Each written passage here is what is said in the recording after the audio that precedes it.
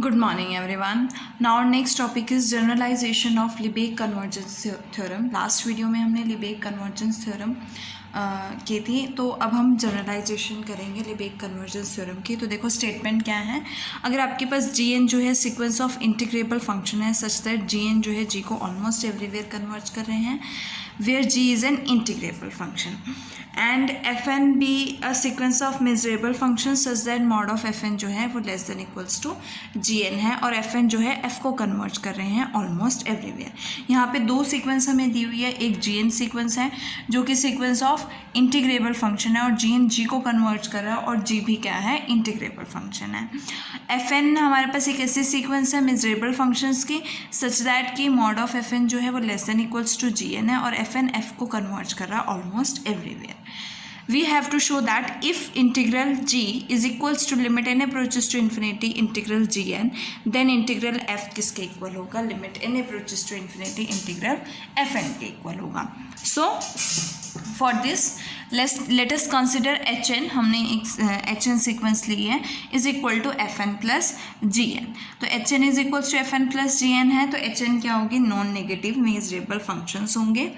और अगर मैं इस Hn की लिमिट फाइंड आउट करूँ तो Fn limit n approaches to infinity Fn आएगा plus limit n approaches to infinity Gn आएगा। Fn F को कन्वर्ज कर रहा है ऑलमोस्ट एवरीवेयर, Gn G को कन्वर्ज कर रहा है तो इसकी लिमिट F हो जाएगी, इसकी लिमिट G हो जाएगी। तो it means limit n approaches to infinity Hn किसके इक्वल है, F प्लस G के इक्वल है almost everywhere. Then we apply Fatou's lemma, हम यहाँ पे अप्लाई कर सकते हैं। तो by Fatou's lemma integral F plus G over E किससे लेस देन इक्वल्स टू होगा, limit infimum integral Fn plus Gn over E से लेस होगा।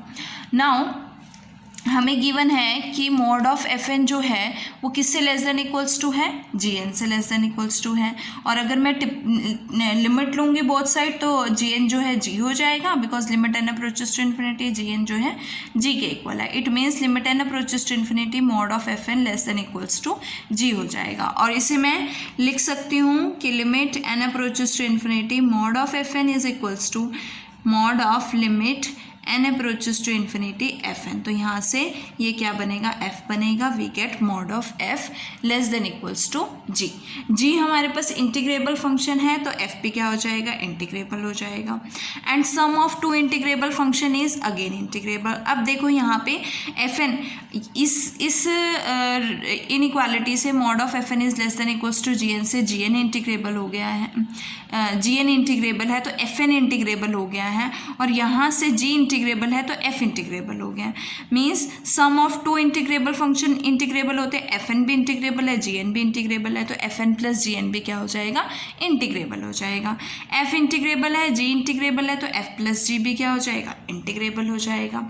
सो बाय वन, अगर मैं यहाँ पे 1 अप्लाई करूँ तो मेरे पास integral F plus G over E क्या हो जाएगा, integral F over E plus integral F over G less than equals to limit infimum integral Fn over E plus limit infimum integral Gn over E। और इस Gn की limit हमें given है कि integral G over E किसके equal है, limit integral Gn over E के equal है, ये हमें गिवन है। सो यहाँ से इंटीग्रल G ओवर E आ जाएगा, ये G ओवर E से कैंसिल हो जाएगा और हमारे पास इंटीग्रल F ओवर E किससे लेस देन इक्वल्स टू हो जाएगा, limit infimum integral Fn over E के। सो ये तो लेस देन इक्वल्स टू हो गया। अब हमें क्या शो करना है, greater than equals to. So similarly हम कंसिडर कर सकते हैं अनदर सीक्वेंस, मैंने Kn ली सच दैट Kn जो है Gn माइनस Fn है। Fn आपके पास देखो क्या है, Fn जो है वो less than equals to mod of Fn is less than equals to Gn है तो यहाँ से हर एक Kn क्या हो जाएगा, नॉन नेगेटिव मेजरेबल फंक्शन बन जाएगा। ऑल्सो Kn जो है इंटीग्रेबल है बिकॉज Gn और Fn दोनों ही कैसे हैं, इंटीग्रेबल है। सो अगर मैं लिमिट फाइंड आउट करती हूँ Kn की तो क्या आएगा मेरे पास, limit n approaches to infinity Gn minus Fn which is equals to limit n approaches to infinity Gn minus limit n approaches to infinity Fn। और Gn जो है G को कन्वर्ज कर रहा है, Fn जो है F को कन्वर्ज कर रहा है almost everywhere. So we get limit n approaches to infinity Kn किसके इक्वल हो जाएगा, G माइनस F के इक्वल हो जाएगा। अगेन यहाँ पे हम फटाउज लेमा अप्लाई करेंगे, तो by Fatou's lemma integral g minus F over E किससे लेस देन इक्वल्स टू हो जाएगा limit infimum integral gn minus F N over E के।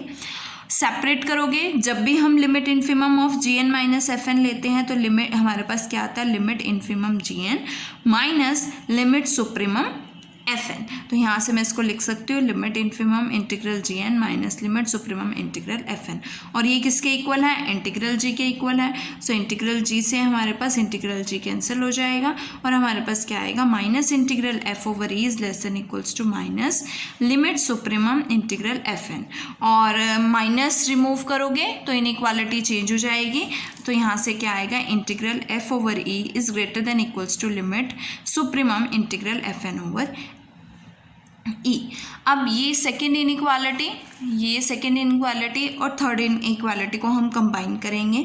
इंटीग्रल एफ जो है किससे लेस है इन्फिमम से लेस है, लिमिट इन्फिमम से, which is less than limit infimum किससे लेस देन इक्वल्स टू होते हैं लिमिट सुप्रीमम से, और लिमिट सुप्रीमम किससे less than equals to integral F से।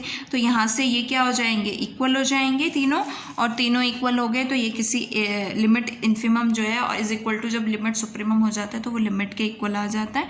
तो यहाँ से इंटीग्रल एफ ओवर ई किसके इक्वल हो जाएगा limit N approaches to infinity integral F N over E के। So we can say that कि अगर G integral G over E जो है is equals to limit integral G N over E है, तो then in that case integral F is equals to limit integral F N भी होगा। सो इसके साथ आपकी ये थ्योरम जो है ख़त्म हो जाती है, जो हमें प्रूफ करना था वो प्रूफ। नेक्स्ट वीडियो में हम डेनी डेरिवेटिव्स करेंगे।